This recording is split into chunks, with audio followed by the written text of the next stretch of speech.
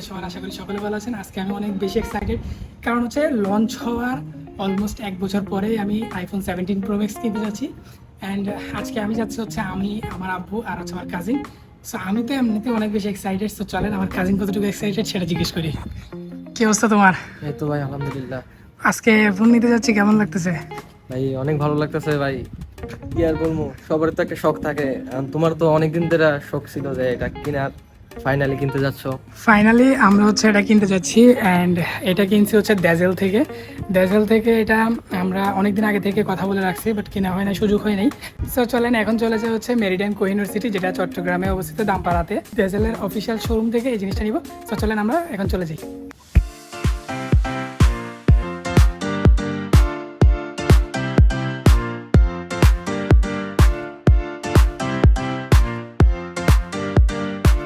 তো অবশেষে আমরা একটা সিএনজি নিয়ে চলে এলাম চট্টগ্রামের সবচেয়ে বড় মার্কেট মেরিডিয়ান কোহিনুর সিটিতে। আর যেহেতু আমরা ফোনটা ড্যাজেল থেকে কিনবো, তাই সোজা লিফটে করে উঠে গেলাম লেভেল 5-এ।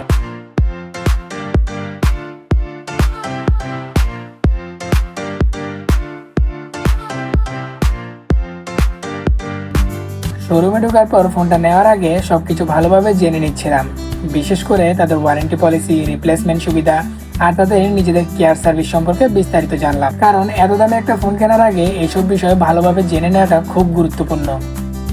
সবকিছু ঠিকঠাক মনে হওয়ার পর এবার চলে এলো সবচেয়ে গুরুত্বপূর্ণ মুহূর্ত, পেমেন্ট করার পালা।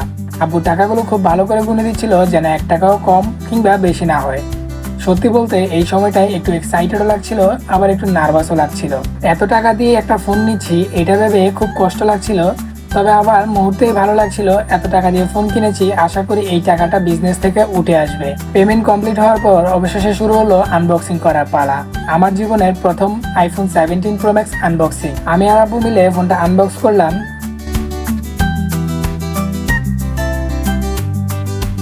আর সত্যি বলতে ফোনের উপরে সেই সাদা পেপারটা যখন আস্তে করে খুলছিলাম, তখন একটা আলাদা ধরনের ভাইব কাজ করছিল। যারা নতুন আইফোন আনবক্স করেছে তারা হয়তো এই অনুভূতিটা বুঝতে পারবে।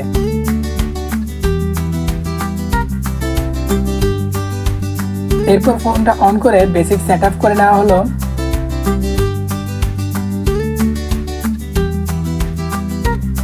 সবকিছু ঠিকঠাক সেট আপ হওয়ার পর আমরা বের হয়ে গেলাম ফোনটার জন্য কিছু সেফটি অ্যাক্সেসরিজ কিনতে। কারণ এত দামি একটা ফোন, তাই শুরু থেকে একটু এক্সট্রা কেয়ার তো নিতেই হবে। তাই কিনে নিলাম camera lens protector, screen protector আর একটা ভালো কোয়ালিটির কভার।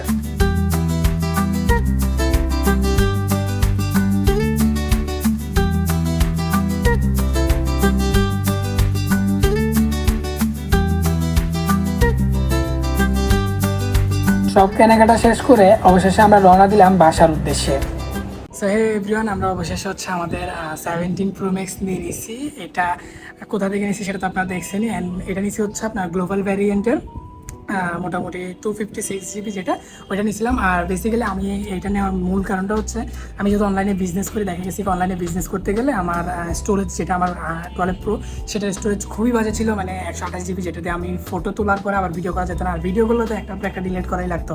সো এতদিন এটা ইউজ করা হয়েছিল। এরপর আমি চিন্তা করলাম যে একটা ভালো ফোন এবং ভালো স্টোরেজের ফোন দরকার। এই জন্য চিন্তা করলাম যেটা বাজারে লেটেস্ট আছে সেটাই নিয়ে ফেলি। সো অবশ্যই সেটা আমরা নিয়ে নিলাম। সো আমি তো অনেক বেশি এক্সাইটেড, কারণ এটা আমি অনেক বলতে গেলে অনেক আমার পুরাতন গ্যাজেট বিক্রি করে কিনছি। এই হচ্ছে আমাদের ভিডিওটা। যারা ভিডিওটা দেখছেন, যদি ভালো লেগে থাকে অবশ্যই লাইক কমেন্ট শেয়ার করে দিবেন। আর এই ভিডিওটা যারা দেখছেন, এই বিষয়ে আইফোন 17 প্রো ম্যাক্সের বিষয়ে যদি কোনো কিছু জানার থাকে অবশ্যই কমেন্ট করবেন, সেটার জন্য আলাদা ভিডিও অথবা কমেন্টে আপনাদেরকে রিপ্লাই দেওয়া হবে। সো আল্লাহ হাফেজ, টাটা, ভালো থাকবেন।